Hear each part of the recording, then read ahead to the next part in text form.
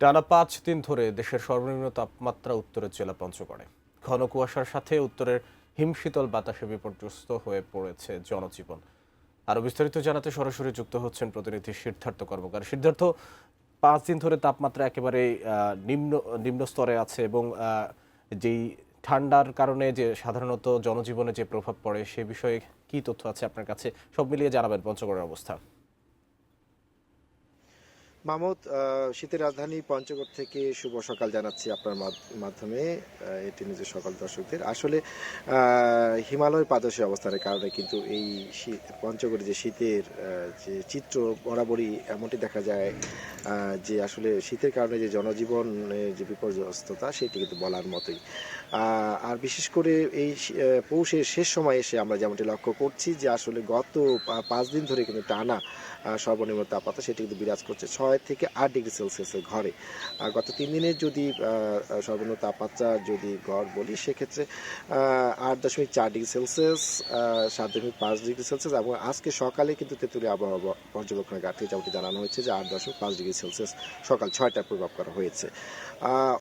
অর্থাৎ এই যে টানা যে শৈত্যপ্রবাহ সেটি কিন্তু মৃদু থেকে কখনো মাঝারি কখনো মৃদু এইভাবে কিন্তু অব্যাহত রয়েছে। এছাড়া দিনের যেটি সর্বোচ্চ তাপমাত্রা দিনের বেলায় যে তাপমাত্রাটি গড় তাপমাত্রা নির্ধারণ করা হয় দুপুর 3টার দিকে সেটি কিন্তু আমরা লক্ষ্য করেছি যে এটি কিন্তু 15 থেকে 20 ডিগ্রি সেলসিয়াসের মধ্যেই কিন্তু ওঠানামা করছে। অর্থাৎ সর্বনিম্ন এবং দিনের যে সর্বোচ্চ তাপমাত্রা এটির মধ্যে খুব বেশি পার্থক্য পরিলক্ষিত হচ্ছে না।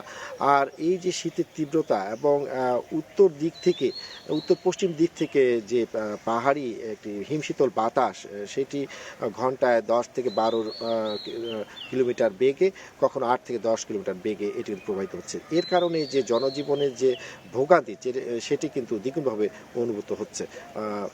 আর শীতের কারণে সাধারণ মানুষ বিশেষ করে নিম্ন আয়ের ছিন্নমূল মানুষ যারা রয়েছেন, দিনমজুর মানুষ রয়েছেন, তারা কিন্তু চরম বিপাকে পড়েছেন। তাদের আয় রোজগারের মাধ্যম সেটিকে চরমভাবে ব্যাহত হচ্ছে। তারা যেমনটি জানিয়েছেন যে আসলে এই শীতের কারণে তারা কর্মক্ষেত্রে ঠিকমতো যেতে পারছেন না, তাদের পরিবার চালাতে তাদের অনেক কষ্ট হচ্ছে। এছাড়া জেলা প্রশাসন থেকে যেমনটি জানানো হয়েছে যে তারা কিন্তু শীতবস্ত্র এই পর্যন্ত প্রায় 20,000 শীতবস্ত্র বিতরণ করেছেন। এছাড়া সমাজে বিভিন্ন যারা বিত্তবান রয়েছেন এবং বিভিন্ন স্বেচ্ছাসেবী সংগঠন রয়েছেন তাদের কিন্তু আবেদন জানানো হয়েছে যে তারা যেন শীতার্তদের পাশে দাঁড়ান। কারণ সরকারি যে শীতবস্ত্র বিতরণ এটি কিন্তু পর্যাপ্ত নয়। পঞ্চগড়ে যেহেতু বড় অংশের প্রায় 3 লক্ষের বেশি মানুষ, তারা কিন্তু বিভিন্ন শ্রমজীবী নিম্ন আয়ের মানুষ। আর সামনেই মাঘ মাসে হাড় কাঁপানো শীত এখনো দেখার বাকি। তো পঞ্চগড়ের মানুষের যে দুর্ভোগ সেটি কিন্তু এখনো বাকি রয়েছে। এই ছিল আমার কাছে সর্বশেষ।